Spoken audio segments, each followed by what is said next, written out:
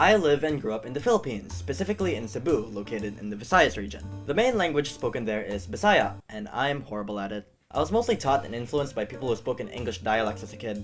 I can understand some Bisaya, but I can never speak it. I always forget words. Like if someone talked to me in Bisaya, I would be able to understand a good portion of it, but I'd reply back in English or just use simple/small Bisaya words and gestures to respond. This is only scratching the surface of the problems I face for not understanding my own native language. Today, I'm gonna go over what it was like to grow up under these conditions, from the past to the present.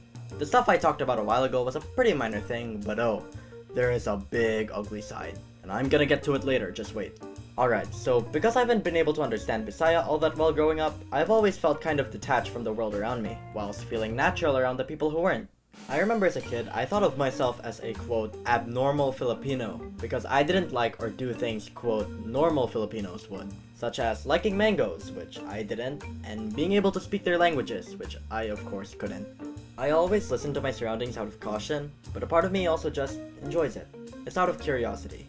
I suspect that if I understood what people around me were saying in public, I would find enjoyment listening to it. Whether it be stories about themselves, their business plans, or whatever, it's just fun to listen to stuff like that. But I haven't really had experiences like that because I haven't been to a country that primarily speaks in an English dialect.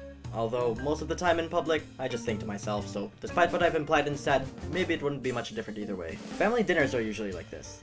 When my family members are talking, I usually listen along. I can maybe understand the topic, but without asking what's happening, I'm left wondering what I'm missing out on for a good portion of it. Although, I just don't end up being interested either way. Conversations can range from gossip, really depends, but typically not interested, to social commentaries, pretty interested, to family matters, very interested. For text messages, I usually have to speak it out loud or read it multiple times to understand what point they're getting across, or just flat out ask my mom to translate. Okay, by now you've probably wondered, why not start properly learning Bisaya? My answer to that question? I just don't and never really cared. But wait, that's not just it. We'll get to that in a while. No joke, this video is the reason why I thought of a way I can learn it passively.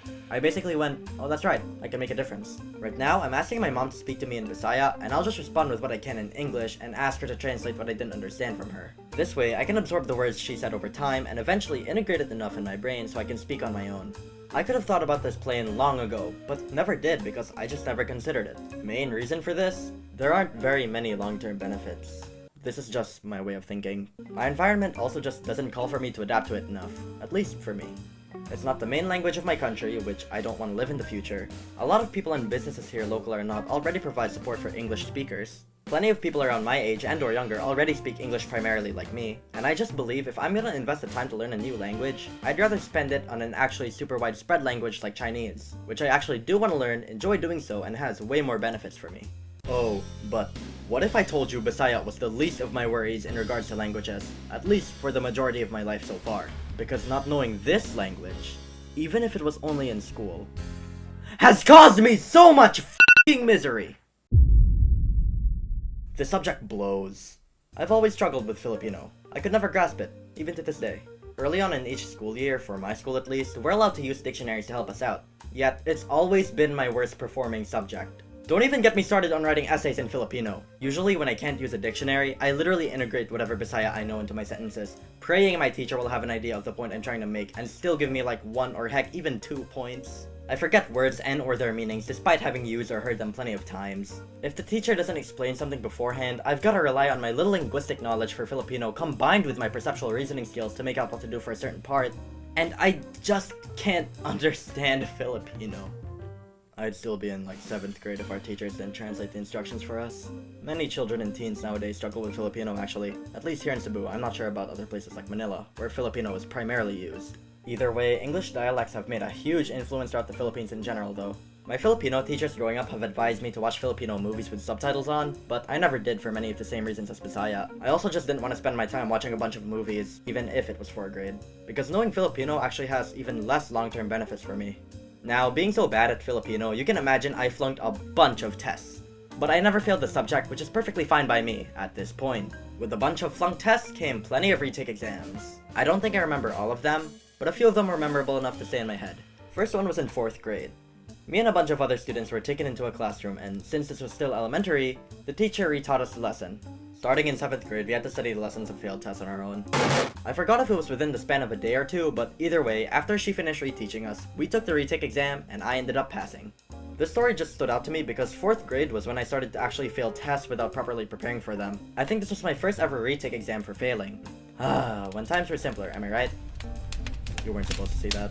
Next one was during quarantine, though I forgot what grade level. It was either 5th grade or 6th grade. I flunked the test, so the teacher wanted me to join a call after class so she can start teaching my dumb ass. So I clicked on the link and waited. And waited. And waited. But she never arrived! I ended up wasting a whole hour waiting for her. I was probably just watching YouTube videos, but still.